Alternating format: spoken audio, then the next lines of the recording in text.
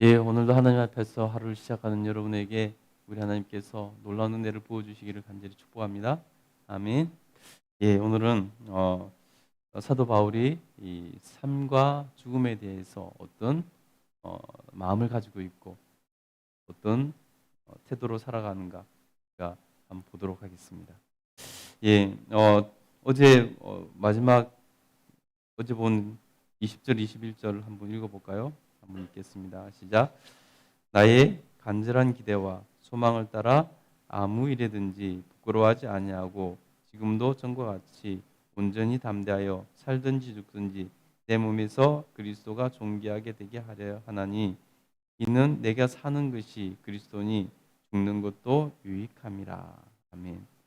사도 바울은 자신의 삶과 죽음이 중요한 게 아니라 하나님께 영광이 되고 하나님 기쁘시게 해드리는 것, 하나님께서 존귀케 되는 것, 이것이 그의 소원이고 그가 가장 바라는 것이었다는 것입니다. 그래서 사는 것이 그것에 유익하면은 사는 편을 택하고 자기가 죽는 것이 그것에 유익하다면 죽는 것을 택하겠다는 마음을 가지고 있는 것을 볼 수 있습니다. 그런데 사도 바울의 속마음은 어떤 것을 더 좋아하고 있는가 보면요. 아주 놀랍습니다. 천국을 사모하는 자가 가지는 전형적인 모습을 보여주고 있는 것을 봅니다. 우리 22절부터 한번 읽어보겠습니다. 시작. 그러나 만일 육신으로 사는 이것이 내 일의 열매일진데 무엇을 택하여 할는지 나는 알지 못하노라. 내가 그 둘 사이에 끼었으니 차라리 세상을 떠나서 그리스도와 함께 있는 것이 훨씬 더 좋은 일이라 그렇게 하고 싶으나 내가 육신으로 있는 것이 너희를 위하여 더 유익하리라. 아멘. 오늘 사도 바울은 그 둘 사이에 끼어서 삶과 죽음 사이에 끼어서 그렇게 자기가 있는데 자기는 차라리 세상을 떠나서 그리스도와 함께 있는 것이 훨씬 더 개인적으로는 좋다는 것입니다. 여러분, 천국에 대한 확실한 실체를 붙들고 있는 사람, 천국을 정말로 그 마음에 믿음으로 갖고 있는 사람, 그래서 천국을 정말로 소망하는 사람은 이 땅의 삶보다 천국의 삶을 더 기대하고 소망하고 기다리는 것이죠. 여러분, 사도 바울은 삼층천을 다녀왔다고 이렇게 고백하고 있습니다. 다시 말해서 이스라엘의 그 하늘에 대한 개념인데요. 삼층천은 바로 천국을 말하는 것입니다. 사도 바울은 천국을 하나님의 부르심을 받아서 이렇게 다녀왔다고 이렇게 고백하고 있습니다. 그래서 천국을 여러분 오늘날에도 천국을 경험했던 사람들이 간혹 있잖아요. 그래서 그들은 한결같이 천국이 너무 좋은 곳이라고 이렇게 고백을 하고 있습니다. 사도 바울이 천국을 경험했기 때문에 그것이 너무 좋은 곳을 알기 때문에 그는 그냥 생각으로 관념적으로 가지고 있는 천국에 대한 소망이 있는 것이 아니라 그는 실체적인 천국에 대한 실체를 붙들고 있고 그래서 천국이 너무 좋은 곳을 경험했기 때문에 자신은 이곳에 사는 것보다 예수님 곁에서 다시 말해 천국에서 사는 것이 훨씬 더 자기가 바라는 것이고 소망하는 것이고 자기가 유익하다고 생각하고 있다는 것입니다. 그러나 육신으로 있는 것이 하나님 주신 아직 사명이 남아 있고 그래서 교회와 성도들을 향해서 아직 할 일이 남아 있기 때문에 특별히 빌립보 교회 성도들을 향해서 편지를 쓰면서 너희들을 위하여서 내가 아직 떠나지 않고 육신으로 있는 것이 더 유익한 줄로 알기에 내가 여기 있다라고 고백하고 있다는 것입니다. 여러분, 우리가 천국에 대해서 좀 더 실제적으로 소망을 갖고 바라보면서 소원을 가지고 살아갈 수 있게 되기를 간절히 소원합니다. 그래서 이 땅에 살지만은 천국에 사는 것처럼 그렇게 살아갈 수 있기를 천국을 연습하며 살아갈 수 있는 저와 여러분 됐으면 좋겠습니다. 그런 사람이 진정으로 천국에 들어갈 수 있게 되는 것 아니겠습니까? 그래서 여러분 이 땅에 너무 많은 미련을 품지 마시고 그러면은 정말 이 땅에서 뭔가를 쌓아야 되고 더 뭔가를 가져야 되고 하는 욕심이 일어날 수밖에 없고 그러다 보면은 죄의 유혹에 빠지기 쉽다는 것입니다. 그러나 여러분, 천국을 더 소망하고 사랑하는 사람, 천국을 더 기대하는 사람, 천국의 실제를 붙들고 있는 사람은 이 땅에서 살아가는 것들이 아무것도 별 의미 없고 가치가 없는 것인 것을 알게 된다는 것입니다. 여러분, 제가 비행기를 처음 탔을 때 얼마나 놀랐는지 모릅니다.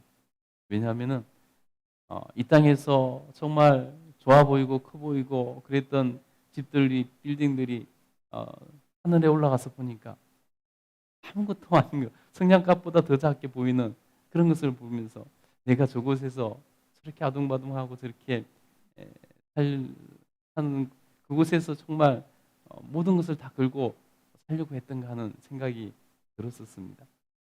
여러분, 하물며 천국에서 이 땅을 내려다보면은, 천국에서 이 땅의 삶을 내려다보면은 얼마나 작고 얼마나 정말로 비교해 보면 아무것도 아닌 그런 곳이겠습니까?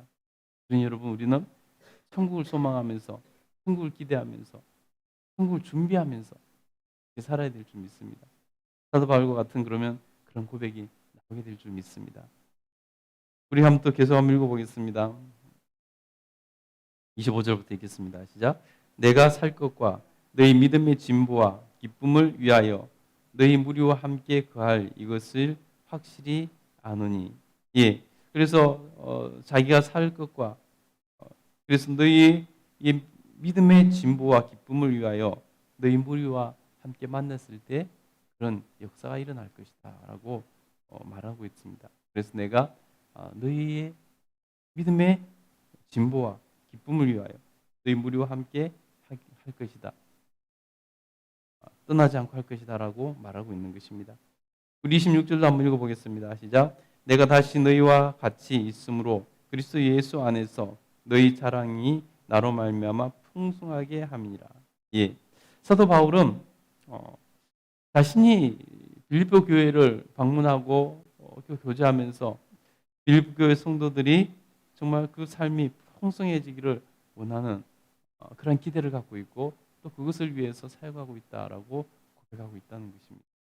그래서 여러분, 하나님 앞에서 또 교회 앞에서 그런 풍성한 은혜와 삶을 누릴 수 있는 여러분 되시기를 간절히 축복합니다.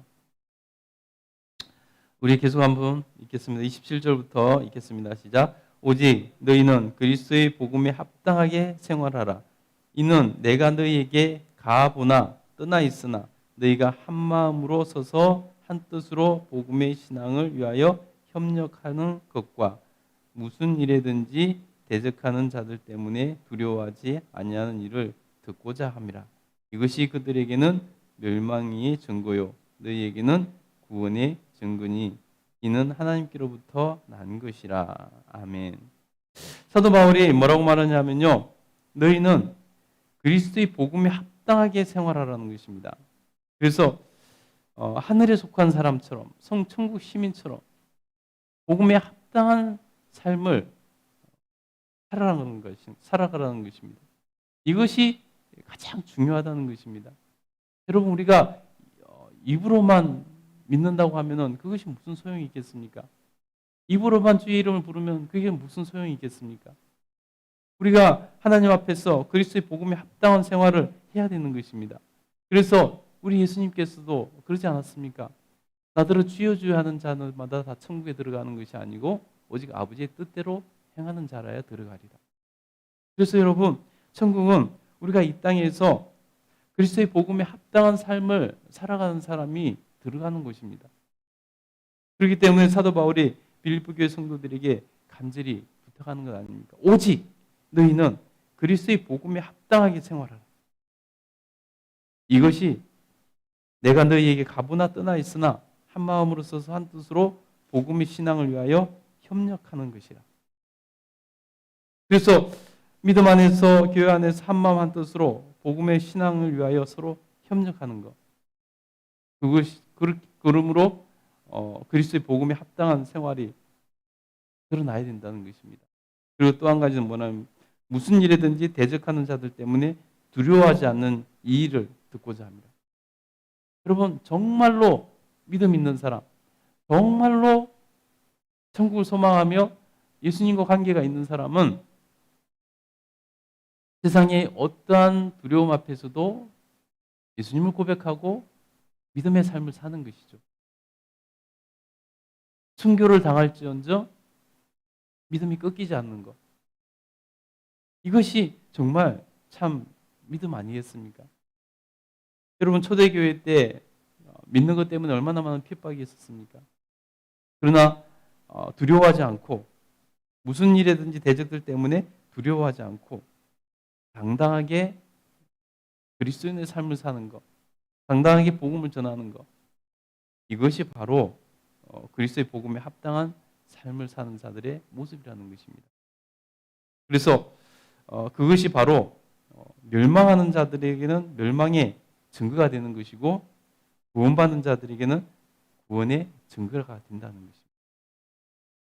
여러분, 우리가 하나님 앞에서 그런 구원의 증거를 가지고 살아가야 될 줄 믿습니다. 날마다 내가 구원의 증거를 보여줄 수 있는 사람, 누구에게든지 그런 모습으로 구원의 증거를 보여주는 그런 삶을 사는 저와 여러분 되시기를 간절히 소원합니다. 우리 19절 30절 읽겠습니다. 시작. 그리스도를 위하여 너희에게 은혜를 주신 것은 다만 그를 믿을 뿐 아니라 또한 그를 위하여 고난도 받게 하려 하심이라. 너희에게도 그와 같은 싸움이 있으니 너희가 내 안에서 본 바요 이제도 내 안에서 듣는 바니라. 아멘. 여러분, 하나님께서 우리가 믿음을 갖고 신앙생활하는 것은요,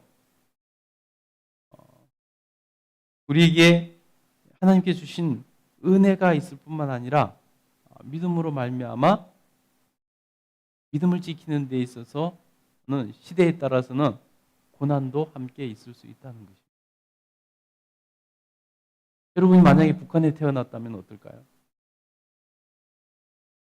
그곳에서 믿음을 지키려면 어때야 될까요? 고난을 받아야 되는 거죠. 고난을 당연히 여겨야 되는 거죠.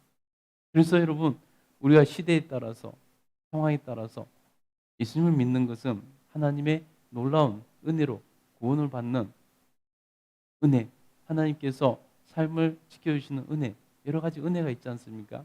그런 은혜도 있지만은 시대에 따라서는, 상황에 따라서는 믿는 것 때문에 받는 고난도 당연하다는 것입니다. 믿음을 지키기 위해서 받는 고난도 당연하다는 것입니다.